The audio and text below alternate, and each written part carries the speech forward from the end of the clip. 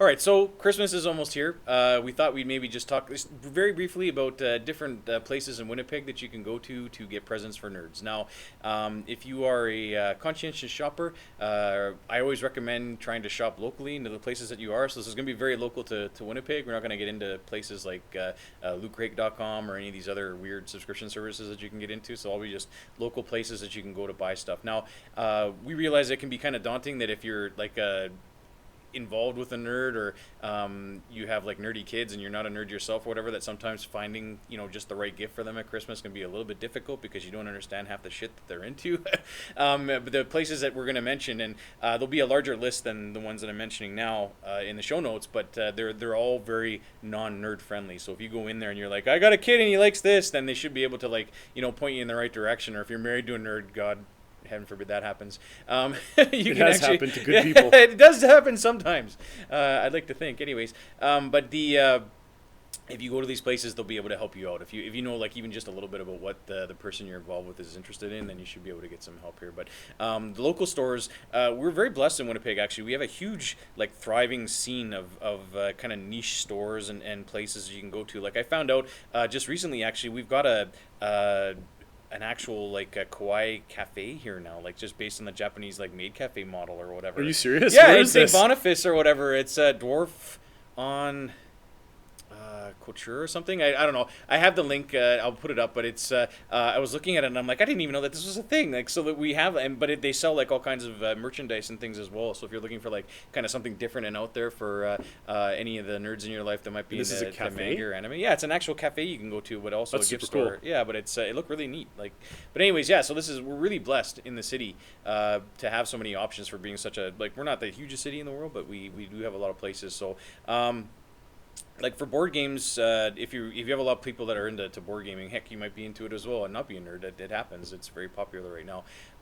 The choice here in Winnipeg, there's so many. You can basically buy games anywhere now. Even places like Chapters and Best Buy have board games now. But one of the places we like to go, or I like to go, is Amusing Games. So this is a newer place that's out on Portage Avenue, and it's owned by Brian, the guy we had in from C4 a couple shows back. But I really like that store. Number one, it's super friendly to newbies. So if you're really new to a hobby and you want to learn how to do something, Filthy casuals. Yeah, if you're a filthy casual, you can go to Brian's store and they won't treat you like you're dirt. They'll actually teach you how to play some of these games. You'll find players that are super friendly, like the people who play Magic the Gathering on Saturdays. Probably the friendliest people imaginable. It was incredible the day that I went just to go kind of hang out and talk with them or whatever. But and then also they spent a lot of time and effort at making the environment there really comfortable and friendly. You find with a lot of these game stores, they're based in buildings that have basements and or they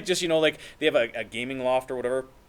It's super dank and it's super mildewy and it stinks and it's just awful. Places. The basement that they've got set up at Amusing Games is actually completely climate controlled. It's really nice. They've got a bar down there. It's really awesome. I haven't been. I need to go. One of the days I was there, they were actually running a 8-hour Dungeons and Dragons super dungeon or whatever. So they had about 16 people in the basement playing this game, but it was more than enough room down there to kind of set it up. So I thought that was really cool. So if you're looking for a cool place to kind of get board games and that type of pen and paper game for your nerdy other, then that's a great place to start. We'll put some more suggestions, of course, in the notes. For comics, and of course, comics are all the rage now with all the movies that are coming out. We got 8 movies we figured out for 2016. For 2016 alone, yeah, between movies. Marvel and DC. I like to go to Galaxy Games and Comics. So this is a store that's just on Henderson. They've been around for a while, but they're actually one of the only stores in Winnipeg that is a comic store that isn't owned by assholes.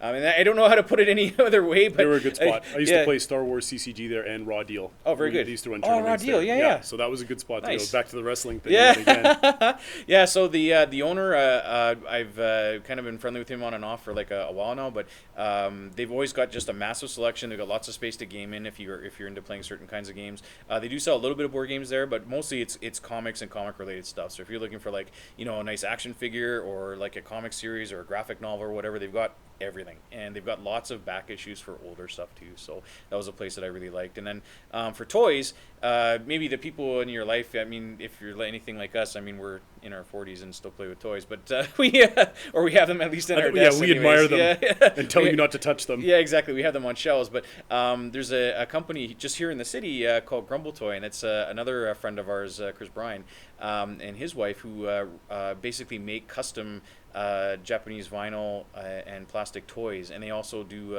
just really fantastic, unique artwork. So if you're looking for something like a little bit different to give to your significant other that isn't that they won't expect, but they'll probably really love, because it basically fits in that whole wheelhouse of nerdy shit that people like to collect and bring to work or whatever and show off.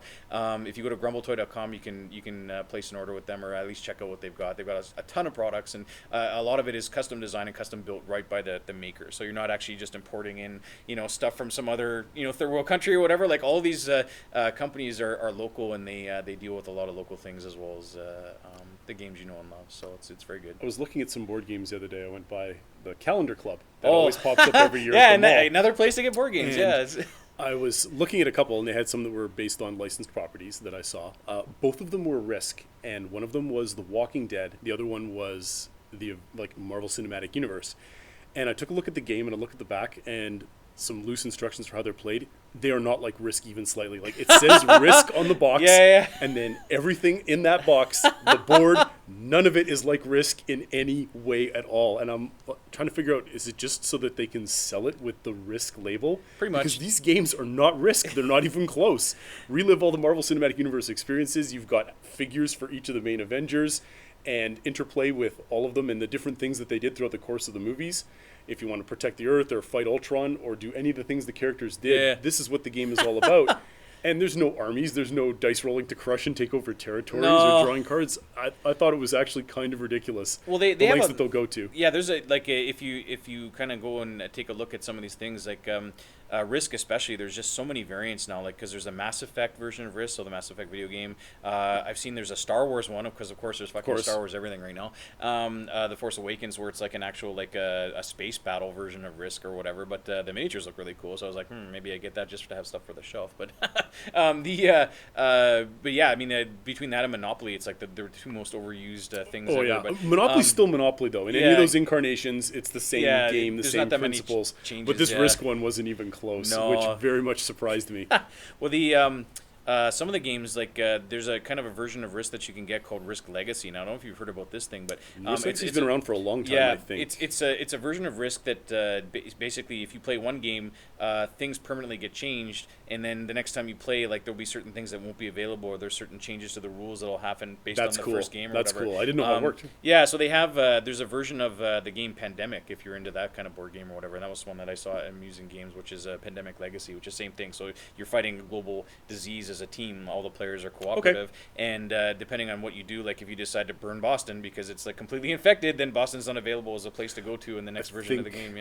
Cooperative board games, I find those notions interesting, where everyone's working together towards a common goal, and then the elements of the game itself are the obstacle for everyone that's playing. I think that's super cool. I especially like it when it's that, plus you also get the chance to stab your friends in the back. So there's one called Dead of Winter. If you get a chance to check that one out, you should, because it's hilarious. Because not only are you like role-playing in a zombie apocalypse with your little band of friends, and you all have to work together to survive, you all have secret side goals, like, start a cult, or be the lone survivor, or like kill 5 people in the colony or whatever. When my family plays board games, it's just an opportunity to argue anyway. Yeah, so there you go. I don't think we really need this game to begin with. We can play perfectly normal games that just involve words, Checkers and Legacy, dice, or Cards Against Humanity, and the fighting starts in 45 minutes. It's fantastic. That's awesome. Don't really need games like this. Not in my home. No antagonistic games that can be cooperative. That's awesome. So anyways, so we're going to put a giant list of all these places in Winnipeg that you might want to go check out if you're looking for that special gift for the terminally nerdy in your life. But these are the 3 kind of places that, I don't know, you cover a lot of bases by going to, and you probably have a lot of fun doing the shopping. But again, all the places that we list are super non-nerd friendly. So don't be afraid to go if you want to get that special gift or whatever. Definitely go check them out.